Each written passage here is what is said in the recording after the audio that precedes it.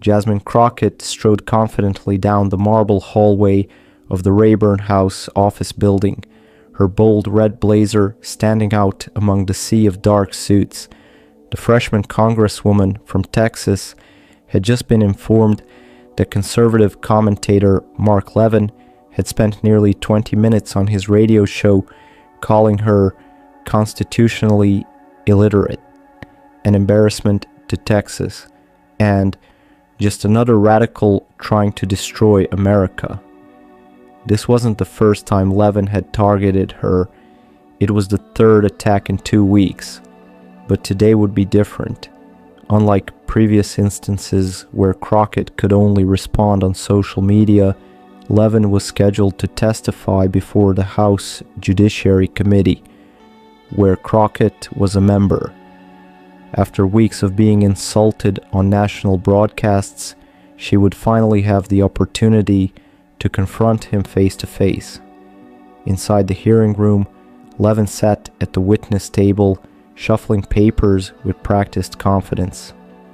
At 65, the conservative radio host and Fox News personality had built his brand on fiery rhetoric and unyielding conservative legal interpretations. His nationally syndicated show and best-selling books had made him a powerful voice in conservative media. The smirk on his face suggested he wasn't worried about facing the congresswoman he had repeatedly mocked. Crockett took her seat on the dais, her expression revealing nothing as she opened a leather portfolio containing her notes and research. Before entering Congress, she had been a criminal defense attorney with over 800 cases to her credit, courtroom experience that made her particularly dangerous in a hearing setting. While other members might rely solely on staff-prepared questions, Crockett had spent the weekend studying Levin's books, articles, and television appearances, looking for contradictions and weaknesses. When their eyes met briefly across the hearing room, Levin's expression hardened. He had expected another day of congressional testimony where he could dominate the proceedings with his practiced rhetoric. He had no idea that Crockett had been preparing for this moment for weeks, waiting for the opportunity to turn the tables on the man who had repeatedly insulted her intelligence and questioned her qualifications. This wouldn't be just another congressional hearing. It was about to become the confrontation of the year, one that would reshape both of their public images forever. Before we dive into what happened next, make sure you like this video and hit that subscribe button to never miss our latest political showdowns and confrontations. Turn on notifications to stay updated on the biggest moments in Washington. The hearing room hummed with anticipation as the chairman gavelled the session to order. American flags stood at attention behind the dais where committee members sat, nameplates gleaming under the harsh lighting. The gallery was packed with journalists, congressional staffers, and members of the public who sensed something extraordinary might happen today. Today's hearing concerns constitutional limitations on executive power, the chairman announced. Our witness is Mr. Mark Levin, constitutional scholar, best-selling author, and host of Life, Liberty, and Levin on Fox News. Levin adjusted his glasses and leaned toward the microphone. Thank you, Mr. Chairman and members of the committee. I appreciate the opportunity to share my constitutional expertise on this critical matter. His opening statement was classic Levin, forceful, dramatic, and filled with dire warnings about constitutional crisis. He spoke with the practiced cadence of a veteran broadcaster, his voice rising and falling for emphasis as he described what he called unprecedented executive overreach by the current administration. The framers would be horrified, Levin declared. bringing his fist down gently on the table for emphasis. What we're witnessing is nothing short of an assault on the constitutional structure established by the greatest political thinkers in history. Republican committee members nodded approvingly. Levin had been their star witness request, a heavyweight advocate for their interpretation of constitutional limitations. Several used their phones to capture video clips they would later share on social media. Across the room sat Congresswoman Jasmine Crockett, a stark contrast to many of her colleagues. At 42, the freshman representative from Texas's 30th district was relatively new to Washington politics, but her legal background gave her an edge many representatives lacked. Before winning her seat, Crockett had argued hundreds of cases in courtrooms throughout Texas, earning a reputation as a meticulous and formidable attorney. As Levin's opening statement continued, Crockett remained unusually quiet, her pen moving steadily across her notepad. Unlike some colleagues who showed visible frustration at Levin's provocative claims, her expression revealed nothing. Occasionally, she would glance down at a folder marked with colored tabs, checking references against Levin's assertions. For days, her legislative team had worked tirelessly, compiling research not just on the constitutional issues at hand, but on Levin himself. They had analyzed his statements across different administrations, looking for inconsistencies in his constitutional interpretations depending on which party held power. They had flagged contradictions between his books and his television commentary.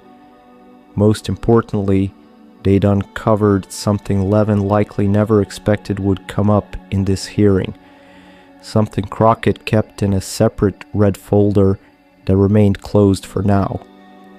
When Levin finished his 15-minute statement, questioning began with majority party members. Several Republican representatives used their time to lob softball questions that allowed Levin to expand on his criticisms of the current administration. With each exchange, he grew more comfortable and more assertive, occasionally glancing toward the Democratic side with barely concealed contempt. When it was the minority's turn, the first few Democratic representatives attempted to challenge Levin's assertions, but struggled to land any meaningful blows. His decades of media experience served him well, allowing him to interrupt, redirect, and control conversations despite being the witness rather than the questioner. One by one, Democratic members saw their 5 minutes expire with little progress made. As each Democrat's questioning ended unsuccessfully, the mood in the room shifted. Republican staffers exchanged satisfied glances. This was going exactly as expected. The conservative commentator was running circles around elected officials, creating sound bites that would dominate the evening news cycle. Then came the words that would change everything. The chair now recognizes the gentlewoman from Texas, Miss Crockett, for 5 minutes. All eyes turned to Crockett as she activated her microphone. The room grew unusually quiet. Even journalists who had been typing furiously paused to watch. This would be the first direct confrontation between Levin and the Congresswoman he had repeatedly insulted on national television. "Thank you, Mr. Chairman," Crockett began, her voice steady and precise with just a hint of her Texas accent. "Mr. Levin, I appreciate your appearance today." The stakes couldn't have been higher. For Crockett, this was a chance to demonstrate that new voices deserved respect regardless of their political affiliation. For Levin, it was about maintaining his position as a leading conservative authority unchallenged by what he had called unqualified progressive politicians playing lawyer on TV. The hearing room fell completely silent as Crockett opened the first of her folders and began her questioning. What followed would ripple through political media for weeks to come. "Mr. Levin," Crockett began, "I'd like to start by establishing some basics. You frequently present yourself as a constitutional expert. Could you please remind the committee of your formal legal education and experience? Have you ever argued a case before the Supreme Court or any federal appellate court?" Levin shifted in his seat, his expression hardening. "Congresswoman, I've written 9 New York Times best-selling books on the Constitution. I was chief of staff to Attorney General Edwin Meese under President Reagan. I've been discussing constitutional law on national television and radio for decades. My expertise is well established without your attempted gotcha questions." Crockett nodded pleasantly. "No gotcha intended, sir. I'm simply establishing credentials for the record. For transparency, I should note that I've personally argued over 800 cases in court, including numerous constitutional matters. I'm just trying to understand the nature of your expertise." The tension in the room ratcheted up noticeably. This wasn't the typical deference witnesses of Levin's stature expected. "My next question relates to something you said earlier," Crockett continued, holding up a transcript of Levin's opening statement. "You stated that, and I quote, 'the current administration has shredded constitutional norms,' yet in your 2017 book, you defended similar executive actions as perfectly constitutional. What constitutional principle changed between these administrations?" Levin's face flushed slightly. "That's a complete mischaracterization of my work, Congresswoman. The contexts are entirely different, and if you'd actually read my books instead of pulling staff-prepared talking points—" "I've read your books carefully, Mr. Levin," Crockett interrupted, holding up a copy with dozens of yellow sticky notes marking pages. "In fact, I have them right here. On page 173 of this one, you specifically defend executive orders bypassing Congress as sometimes necessary, while today you called similar actions tyrannical. I'm simply asking you to reconcile these positions." Camera operators zoomed in on the book in her hand, capturing the highlighted passages. Levin's expression darkened further. "The gentlewoman's time," began a Republican member, trying to interrupt. "The gentlewoman still has 3 minutes and 40 seconds, countered the chairman, checking the clock. The first exchange had clearly caught Levin off guard, and everyone in the room could sense this was just the beginning of Crockett's strategy. Levin leaned toward his microphone. "Congresswoman, I've been discussing constitutional law since before you were in law school.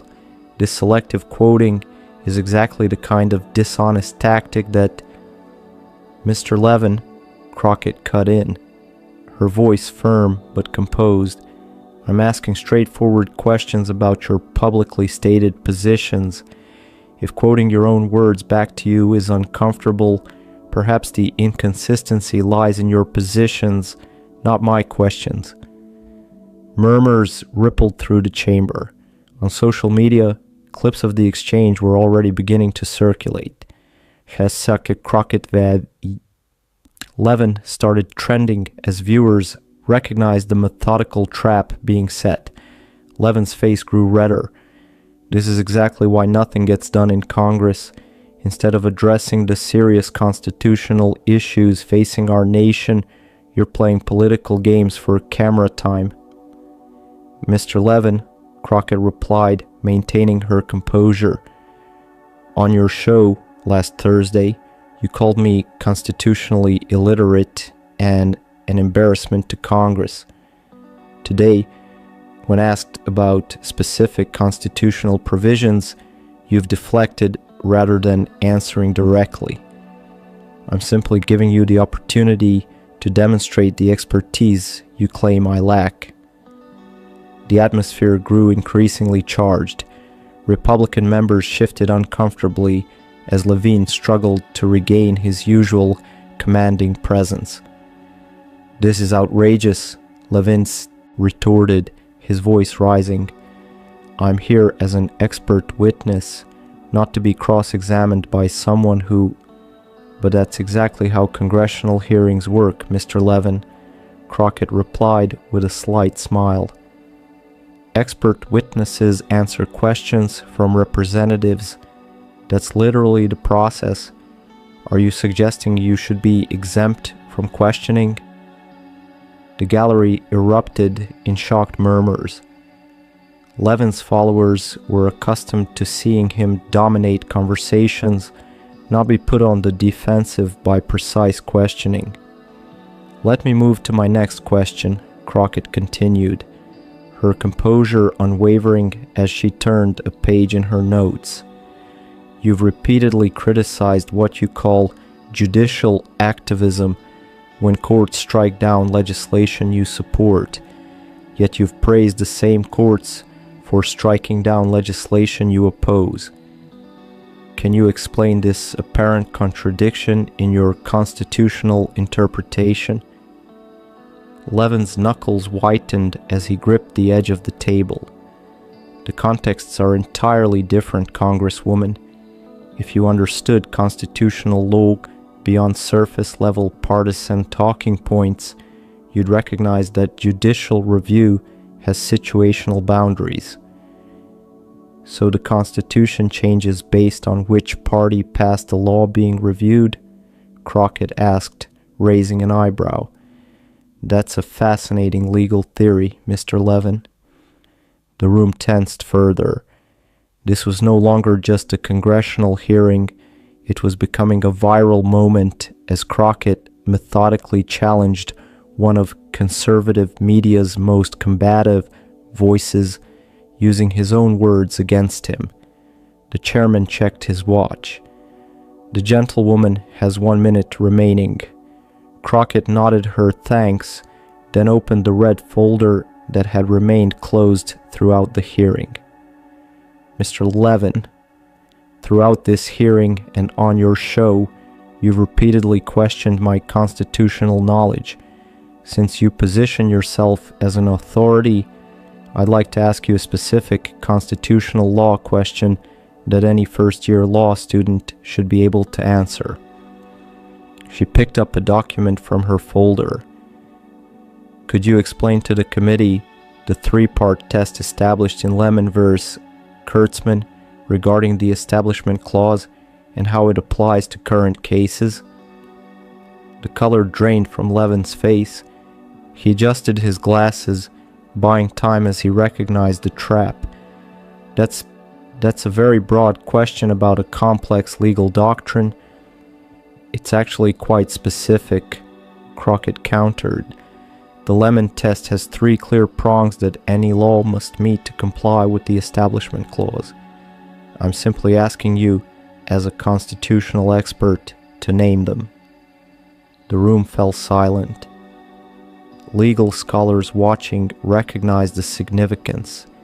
This was basic constitutional law taught in first-year classes, something anyone claiming expertise should know immediately.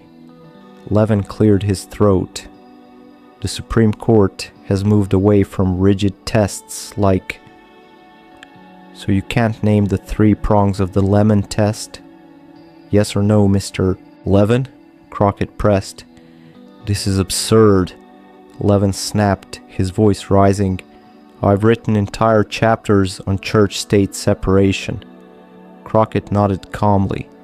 "For the record, the 3-pronged test requires that government action must have a secular purpose, neither advance nor inhibit religion as its primary effect, and avoid excessive government entanglement with religion. Basic constitutional law." She looked directly at Levin, but here's what's most revealing. She signaled to a staffer who set up a screen visible to the entire room. "This is from your Fox show 3 weeks ago." The screen played a clip of Levin himself explaining the lemon test perfectly while criticizing a Democratic policy position. The timestamp showed it was recent. "So you do know it," Crockett said as the clip ended. "You just chose not to answer when asked directly, which makes me wonder what else you're choosing to misrepresent today." The room erupted. Democratic members couldn't conceal their surprise at the effectiveness of the trap. Republicans stared at their notes, visibly uncomfortable. Levin's face contorted with a mixture of shock and rage as he realized he'd been caught in a performance that contradicted his public persona. "You've spent this entire hearing questioning my intelligence and legal knowledge," Crockett continued, her voice rising with controlled passion. "You've called me constitutionally illiterate on your show. You've dismissed my law degree and my experience arguing hundreds of cases in actual courts. You've suggested I can't possibly understand the Constitution because I don't share your political views." She leaned forward, making direct eye contact with Levin. But when asked a straightforward question about constitutional law, something you claim to be an expert on, you couldn't answer, or wouldn't answer. "This isn't about political differences, Mr. Levin. It's about intellectual honesty." Levin's hands shook visibly as he reached for his water glass. For perhaps the first time in his media career, he appeared genuinely rattled, unable to deploy his usual tactics of interruption and counterattack. "My time has expired," Crockett said, sitting back, "but I think the American people just got their answer about who understands the Constitution in this room." The chairman banged his gavel repeatedly as the room erupted in commotion. "Order! The committee will come to order." But it was too late. The moment had been captured from multiple camera angles. Crockett, composed and meticulously prepared, had methodically exposed the gap between Levin's claimed expertise and his performance under questioning. As cameras panned across the room, Levin could be seen with reddened eyes, blinking rapidly, his legendary composure completely shattered. Some would later debate whether he was fighting back tears of frustration or anger, but the image of Mark Levin, silenced and emotional, was already racing across social media, platforms nationwide. Within minutes, the confrontation between Crockett and Levin exploded across the internet. The clip of Crockett exposing Levin's inability to answer a basic constitutional law question, followed by proof he knew the answer from his own show, went viral almost instantly. Did Admiral Crockett checkmate and Dalek Levin lectured began trending nationwide, with the original C-SPAN clip garnering millions of views within hours. On Twitter, a legal professor with over 500,000 followers posted, "Just witnessed Rep. Jasmine Crockett deliver a masterclass in how to expose political theater masquerading as legal expertise. Every law student should study this exchange." The post accumulated 50,000 likes within the first hour. Meanwhile, split-screen memes comparing Crockett's composed questioning with Levin's increasingly flustered responses flooded social media. One particularly viral video juxtaposed Levin's previous bombastic statements about Democrats' constitutional ignorance with his stumbling non-answer to Crockett's straightforward question. The professional legal community weighed in heavily. The American Bar Association tweeted a measured but pointed message. Congressional oversight hearings benefit from the participation of those with direct legal experience. Today's exchange demonstrates why. Conservative media outlets scrambled to control the narrative. Fox News initially avoided showing the most damaging portions of the exchange, instead focusing on Levin's earlier statements. But as the clips spread across every platform, they couldn't contain the story. By evening, broadcasts, even sympathetic hosts, had to acknowledge the confrontation, though they framed it as a Democrat ambush of a respected conservative thinker. What we saw today was a prepared attack on a conservative voice, claimed one Fox host. Representative Crockett clearly came with the intention of creating a viral moment rather than engaging on substantive issues.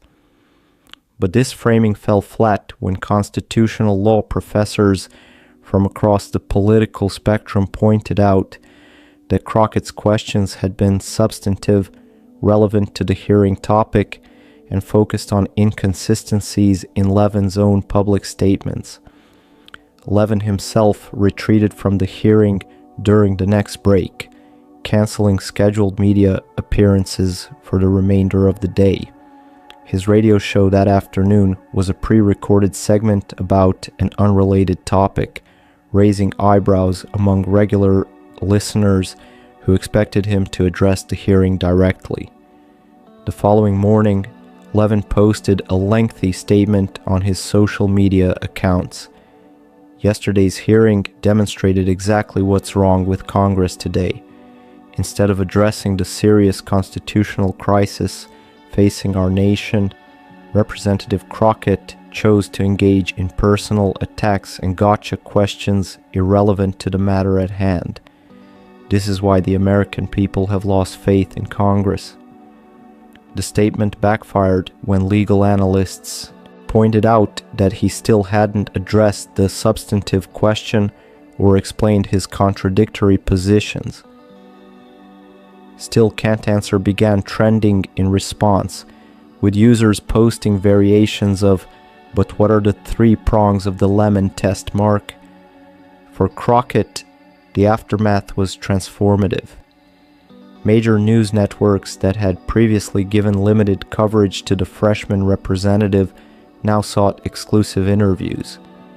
CNN's Anderson Cooper featured her in a primetime segment titled New Voices in Congress, highlighting her legal background and courtroom experience.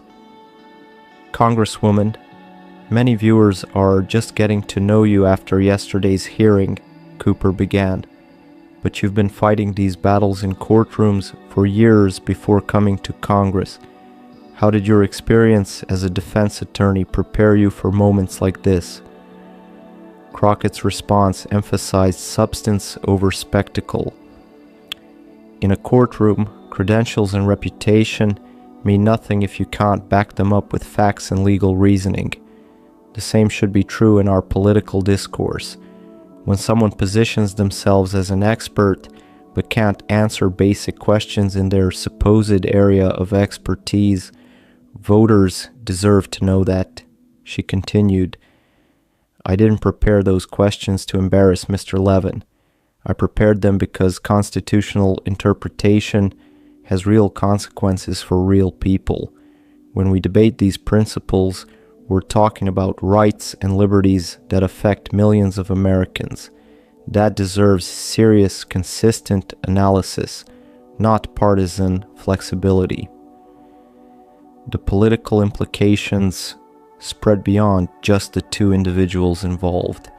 Democratic leadership, recognizing Crockett's effectiveness, began featuring her more prominently in discussions about constitutional matters and judicial appointments. Her office reported receiving calls from senior party members who had previously overlooked the freshman representative. Republican strategists privately worried about the broader implications. A leaked memo from a conservative think tank warned, the Crockett-Levin exchange highlights a vulnerability in our media strategy. Deploying commentators who can be exposed by lawmakers with actual legal experience risks undermining our credibility on constitutional issues.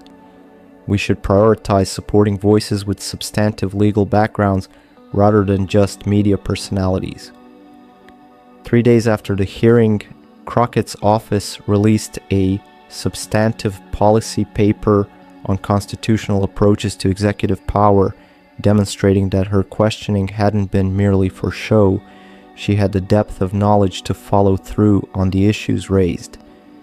"This is what serious legislators do," noted her chief of staff. "They don't just create moments, they build on them with substantive contributions to the policy conversation." Perhaps most telling was the reaction from law schools and legal education circles. Georgetown Law School announced it would include the exchange in its course on congressional oversight and constitutional law. A professor explained, "This 5-minute exchange encapsulates important lessons about preparation, specificity, and the difference between media expertise and legal expertise. It's a perfect teaching tool." For everyday Americans watching the fallout, the lesson was clear. Credentials and volume don't necessarily equate to expertise. Crockett had demonstrated that preparation and actual legal knowledge could effectively counter even the most established media personalities. 2 weeks later, when Levin finally returned to his Fox News show, viewership data showed a noticeable dip from his pre-hearing numbers. The network quietly pivoted his segments away from direct constitutional analysis to broader political commentary. Without explicitly acknowledging it, Fox seemed to recognize that Levin's brand as a constitutional expert had been significantly damaged. Meanwhile, Crockett's political star continued to rise. House leadership appointed her to an important judiciary subcommittee, an unusual honor for a freshman representative. The message was clear. Her effectiveness had been noted and rewarded. The confrontation became a case study in effective congressional questioning, with Crockett's approach being studied by representatives from both parties. A senior Republican strategist privately admitted to Politico, "Love or hate her politics, what Crockett did was textbook perfect. She didn't get emotional, didn't make it personal, just systematically exposed contradictions using the witness's own words and actions." 6 months later, as Crockett delivered the keynote address at a major legal conference, another sign of her elevated status, she reflected on the viral moment that had catapulted her into the national spotlight. "It was never about embarrassing Mr. Levin," she told the audience of legal professionals. "It was about a principle that should transcend party lines. In a democracy, we must hold all voices accountable for the accuracy of their claims, especially those who position themselves as experts on our Constitution. The American people deserve nothing less." The standing ovation that followed suggested her message had resonated far beyond that congressional hearing room, changing not just two careers, but perhaps the nature of constitutional discourse itself in American politics. If you found this breakdown of the Crockett-Levin confrontation eye-opening, don't forget to like this video and subscribe to our channel for more in-depth political analysis. Hit that notification bell so you never miss our latest coverage of Washington's most dramatic showdowns. Comment below with your thoughts. Do you think Crockett's approach should be a model for other representatives? See you in our next video.